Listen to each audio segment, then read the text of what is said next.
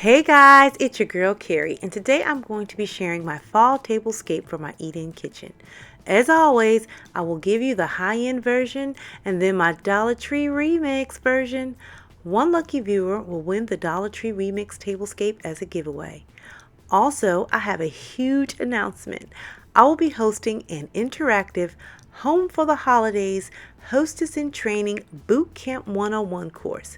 We will cover things like building a budget and mastering your resources, pre-planning and post-planning timelines, choosing your entertaining style, building your inventory basics based on your entertaining style, creating memorable invites, etiquette, which includes table manners, greetings, house guests, and how to be the perfect house guest, and creating and building a menu, kid-friendly entertaining, making your home kid-friendly for entertaining, preparing for overnight guests, getting your home ready, prepping for emergencies and mishaps, post-party cleanup, mishaps and hacks, hostess gift ideas, and the background on how and why to give hostess gifts, tablescapes, buffets, and hacks for larger crowds and smaller spaces. So stay tuned for more info. As you know, this segment will be chock full of valuable information. Registration should be available the first week of November, just in time for the holiday season. If you want to get a reminder sent to your email for when the courses are available, check the info box below for where to sign up. I will also leave a link to a playlist of all of my tablescape and hosting videos for you to enjoy. And so without further ado, let's get started. My first step is to shop my home for all of the items that I think will fit my design inspiration. I was inspired by these pumpkin plates from Pier 1. These plates were the only item that I purchased for the tablescape. All the other items I already had. After paring down the items that make the cut, I wash all the dishes and lay them out on the table. We have the copper plates, copper wine glasses. You guys saw all of this when I did a copper haul years ago, and also when I did my kitchen cabinets. I have this little soup tureen that I picked up years ago from a thrift store. My Pier 1 charger, and over here we have all of our copper utensils, and under here it's this beautiful runner. It's a cream and like a soft blue, muted blue, that ties right on in with that pumpkin. Just some standard neutral hem stitch napkins. I have this wine coaster that I'll be using as a vase for a floral arrangement. I've shared with you all several times these beautiful Dollar Tree frames. I did not want to take this apart because I didn't want to put it back together. But this right here is just a big bowl that I've had for quite some time. And I just decided to include that in this year's decor. And if you recall my fall foyer decoration, you would have saw that beautiful long Italian ceramic vase. This right here mimics that. It's not the same set. This one has a lion head on the sides and it has that distressing on it, but it coordinates. And I kind of wanted to bring the foyer on into the eating kitchen area so everything could be cohesive. So I made this massive arrangement, and as I'm pulling things together, I'm also trying to consider how everything might play off each other. And so these pumpkins, I don't know if you can see, but they have the distressing on them as well. If you match that up against that container, you can see that they go rather nicely. Same concept with my little squirrel. I'm trying to see if you can see all of the rustic detail and finish in that. And so when I'm looking for items, I'm trying to pull everything that may match. And what's so great is that I can take high-end pieces like this vase that's in the center, and these low-end pieces that look just as high-end as the centerpiece. But if you recall, about 3 to 4 years ago, I found these squirrels in a store called And That, and I don't take price tags off of anything anymore, just so I could share with you the prices, because because I forget, but I thought these were a steal at $1.99. So I've pulled these out every year for the past few years, and I think those coordinate nicely. Then I also wanted to bring in these candlesticks because they also had that distressing on them as well and coordinated with all the other pieces. Over here we have a new item. This is a rose gold leaf server, and my girl Melanie gave me this as a gift. So I thought that would be great to include in our fall tablescape. And you guys, when I did my kitchen organization, know that I picked up several of these copper Lazy Susans from Williams-Sonoma. And this dish right here, this casserole dish that has the copper caddy, I received this from a subscriber.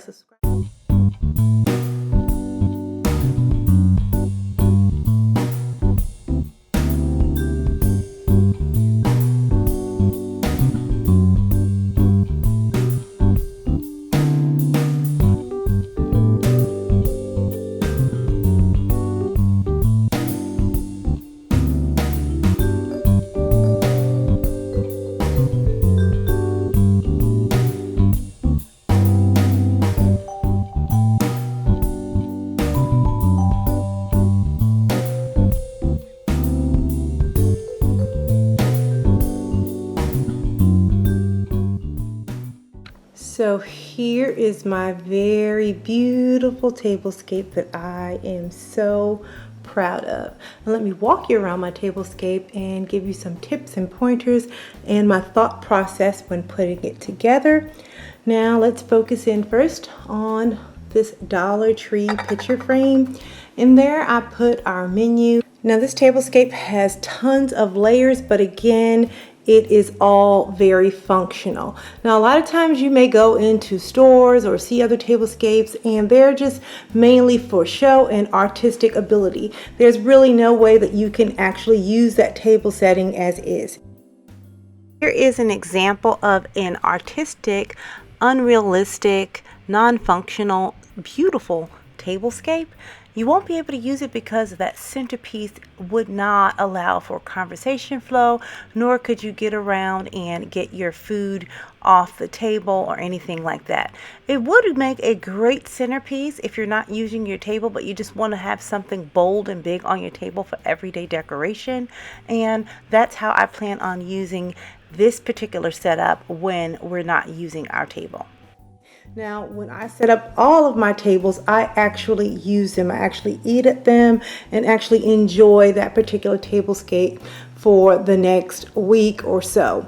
So I'm going to share with you how my family plans to use this tablescape right here for the fall. Now, a lot of times you'll see several stacked layers of plates. Most of the time that's for decorative purposes. And I told you on a regular day, we will use the dishware throughout the day for several meals instead of using it at dinner time for several courses. So in the morning, I might put all of our breakfast in these bowls. And usually it's a one-stop shop breakfast, so it might just be oatmeal or shrimp and grits or possibly some fruit in here. So we would eat that, and then we would just put this in the sink or the dishwasher.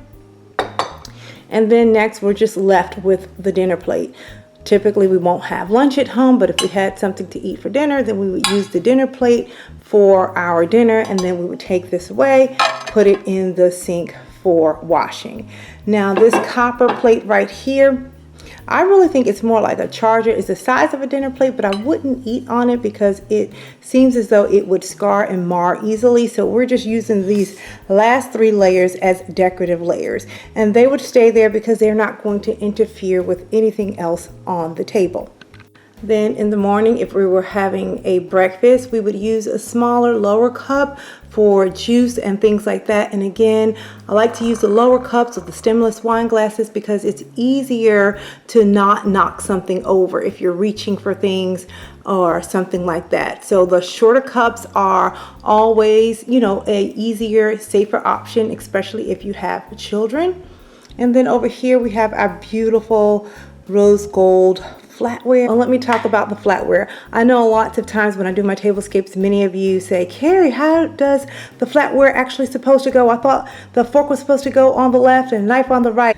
In your proper setting, it would look like this. Your fork to the left, knife to the right facing in, and soup spoon on the outside.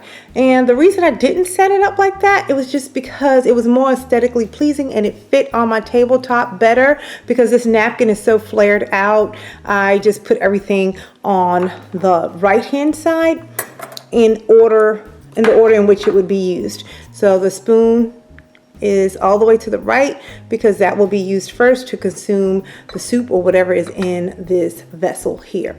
And then the knife and fork I would pick up together and use it to eat the next meal or the next course. Now, if we were having Sunday supper, like this menu right here with the butternut squash soup, the roasted sweet potato salad, roast beef, bread, apple pie, and apple cider sangria, then the setup would be just like this. We would have our soup in our bowls. We would ladle them out in our bowls, and we would use the soup tureens back there that's set up on the buffet. I would probably move those down to the table in one of the four corners, and we will ladle out our soup and put it in our bowl. This is what Ray will do, so she won't have to do dishes. We'll set a paper plate right inside of that nice plate. Take a paper napkin, a solo cup, and plastic utensils. Now again, I know somebody in the comments is going to say, Keri, oh my gosh, that's so wasteful. You shouldn't be using plastic, shouldn't throw it away. I agree. I don't mind using real plates. It's my family that's the problem. I don't mind using cloth napkins. I actually love it. But this is truly what our table would look like on a normal day. All decorated with a paper plate, plastic cup, plastic fork, and a napkin. Now, if you're going over someone's house for dinner and you have this bowl here, you may be wondering, what do I do at the next course? Again, I will cover all of these details in dining etiquette in my actual classes, so stay tuned for that. You will get a much deeper understanding as to how to entertain and the etiquette. But let's keep on moving. So over here I took some of the pine cones, some of the mini pine cones that I have, and just took a little pine cone and made a place card holder with it. And then I just pulled off some of the leaves from a stem I had and sat the pine cone on top. And then I just gave each person in my family a little saying. This one is my husband's name, and it says pining for you. And I just printed this out on a nice linen cardstock, and then I just found a pine cone motif and put that on there, and I just think that is super duper cute. I also made one for Reagan, and hers says hello pumpkin, and I put that at her place setting, and it just sits on top of her pine cone. Now, if we were having dinner, such as this apple cider sangria, that's when I would bring out the stemmed wine glasses, and that's what would be on the table. So normally both of these wouldn't be on the table at the same time. I just have them here for demonstration purposes only. Then we have our salt and pepper shaker there. Remember, again, salt to the right, pepper to the left. And how gorgeous did our little floral arrangement turn out using our hammered coppered wine coasters. Now, when you are actually entertaining, if you're having guests over, I would use real flowers instead of the faux flowers, the faux hydrangea. I actually went out to look for them, and my grocers didn't have a color combination that I needed, but I wanted to share with you what I would do. So I just pulled some flowers I already had. So the centerpiece is just fairly simple. It's low. The arrangements are very low so that there can be conversation going back and forth over the table. Even though the centerpiece is very simple, it is not functional as is for someone to actually dine at the table. So this is what I would do. Right before a guest or right before my family is ready to sit down and eat, I would just move a couple of items off the table to clear out that center so that we could bring the food in and sit the food on the runner. If we take our attention up to the buffet behind the table, as you can see, the little squirrel over there, That squirrel that's supposed to go there is missing because he is part of our tablescape. So all I have to do is just pick him up and go walk him right over to the buffet. Likewise with my menu, I will take this and walk that right on over to the buffet. And now that I removed the floral arrangements and the picture frame and the squirrel, I now put my wrought iron trivets with the 3 tea light candle holders under them so that we could place our food on top. And this allows me to keep the food hot. I would just light all 3 trivets. That would light up, and then that would keep our food warm. And then I would just put our dishes, whatever it was that we were eating, right on top of the trivet, and that would just keep it nice and hot for us to eat. And this little dish right here will hold our breads, and I have a spreader in there, and that's for the butter to butter our rolls. Now on to the Dollar Tree remix. So let me first go over the high-end tablescape. If you were to purchase everything here, the stemware, the flatware, the napkins, and all of the chargers and pumpkins, you would expect to pay $100 for each place setting. Now let's take a look at how we do it Dollar Tree style. Look how similar this melamine plate from the Family Dollar is to the Pier 1 plate. Now Family Dollar is technically owned by Dollar Tree, so this is kind of like a Dollar Tree plate, and this plate was only $1.50. I want to give a huge shout out to Kaima from the YouTube channel I Am Just Sharing.